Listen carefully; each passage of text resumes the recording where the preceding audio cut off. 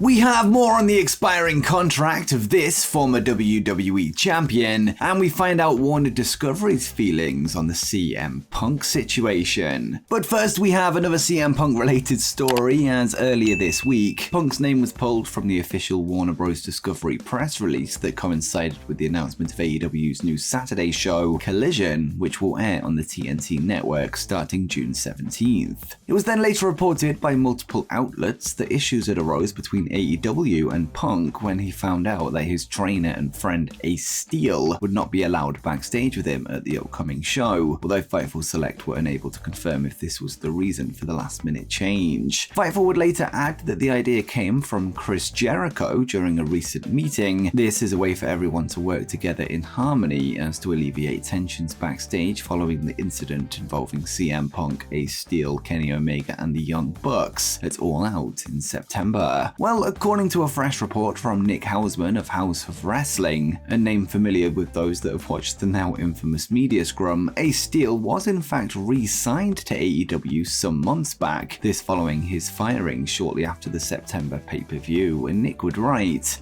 House of Wrestling can confirm that Ace Steel was rehired by AEW several months ago, but has not been actively working in the backstage area. Steel was terminated by the company shortly after the locker room altercation following AEW All Out, but was rehired shortly after. Upon Steel's rehiring, he was told he would be working with Tony Khan on creative in some capacity, but his presence backstage would upset some of the talents. So for that reason, Steel has been working remotely for the company in the past few months. With that said, we do have a conflicting report to consider, this time from Dave Meltzer in today's Wrestling Observer newsletter, who noted that AEW have denied that Steel had re-signed with the company, and he would write, Steel had been in talks with Impact until several weeks ago, concurrent with the detailed story, and as noted, denied to us by AEW that he had inked a new deal to return. The story is that Tony Khan told Punk that Steel could have his job and work closely with Punk, but that he would work remotely and not be brought to the Collision tapings. But at the time, those close to him said that it was a closely kept secret and he would actually return at the first Collision show. Even top people in AEW at the time were unaware of this, and most still didn't know until this week. When key talent found out about 2 weeks ago, they were shocked.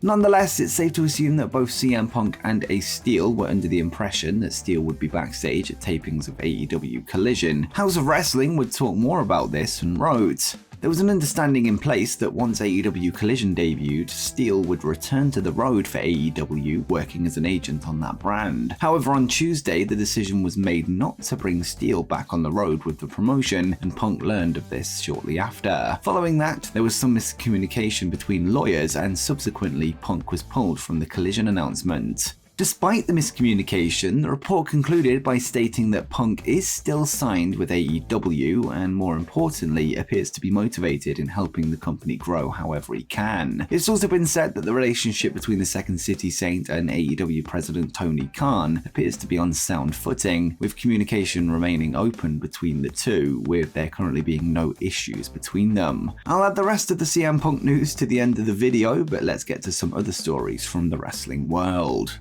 And speaking of new shows, it looks like we could be set to see more content coming to television from WWE, who hope to expand their reach into the Hispanic-speaking audience. WWE CEO Nick Khan would speak at a conference this week, where he would reveal that internal discussions have taken place over a possible Lucha Libre show and said, ideally for us, we would go every day of the week as long as there is a unique product we can put on the air and resonate. Something we've discussed internally, Lucha Libre, which is big in Mexico and Latin America, to start something like that down the road. This would be well after US and UK media rights are settled. The synergies are all in place and we have our legs under us with TKO Group. That's something that's interesting to us, especially with the growing Hispanic audience in the US. We over-index in the Hispanic community already with our English content. To target that is something of interest to us. The company have seen big merchandising success after reintroducing former WCW stable LWO, or the Latino World Order, onto the SmackDown brand, with Rey Mysterio and Bad Bunny playing a key role in their popularity. On top of this, WWE would hold the recent Backlash pay-per-view from Puerto Rico, a show and crowd that was heavily praised across the board. Nick Khan would also reveal that WWE plan on returning to India in September, claiming that wrestling is the second most popular, quote, sport in the country, although no more details are currently known as to if this will be a house show tour or a premium live event.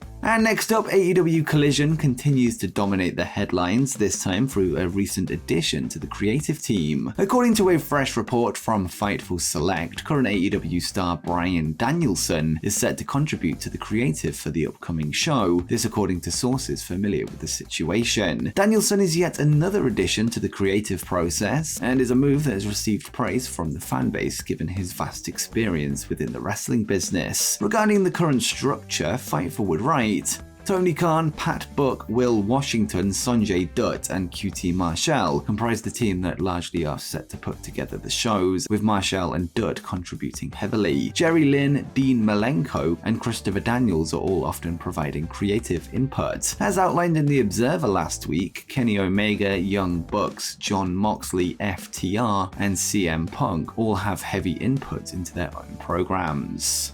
The report also pointed out that Bryan has worked in a creative capacity in the past, this during his time in WWE, a role that picked up whilst he was sidelined/retired. AEW president Tony Khan now finds himself surrounded by yet another veteran of the game, with the recent addition of Will Washington also providing some fresh eyes to the process.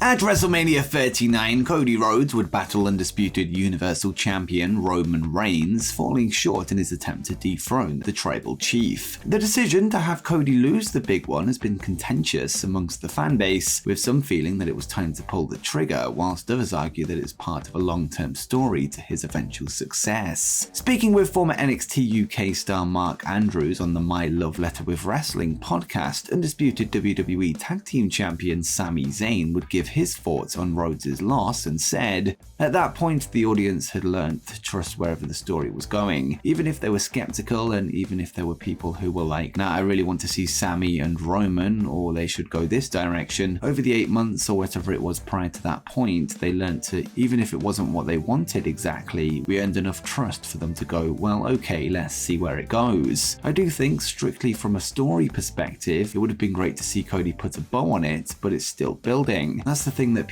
it's so hard to understand about WWE. We build to these things to appear to be culminations, but there is always a TV show next week. We look at these things through the lens of TV shows and season finales. Even me, yeah, of course, Cody has to win, but you have to hold on to that trust. I'm a fan, I'm invested, and I trust they'll pay this off properly at the right time, and let's see where it goes. Sami is no stranger to being on the losing side of a Roman Reigns title defense, having lost to him in his hometown of Montreal at the Elimination Chamber 2 months prior to WrestleMania.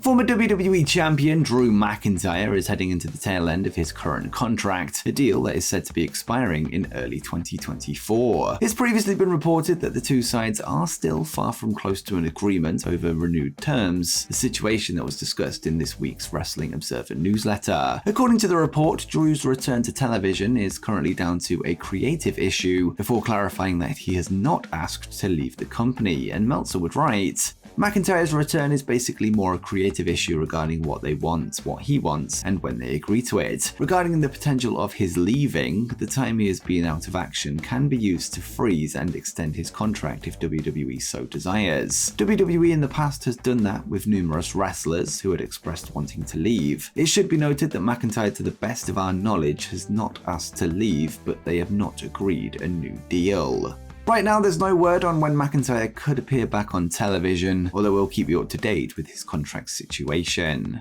And for our last piece of CM Punk news in this ever-evolving situation that is almost impossible to keep up with, the Wrestling Observer newsletter would also provide the internal feeling from Warner regarding their recent statement that, quote, CM Punk is not affiliated with TNT's Collision, which was told to comicbook.com, this after he was pulled from the announcement. The feeling from those Meltzer spoke to is that releasing any kind of statement on the matter was a mistake, with them adding that they should have let the story play out first. On top of this, WBD sources are reportedly hoping that the situation works itself out over the course of this week. We should have a good idea on if the situation is indeed smoothed over by next Wednesday, this when the location of the first episode of AEW Collision is announced. If we have word that this will be named The Second Coming and it will take place from the United Center, a venue that will naturally come with an expectation of a CM Punk return, then we can assume everything is back on track. And before you go, make sure you check out how AEW can change wrestling forever.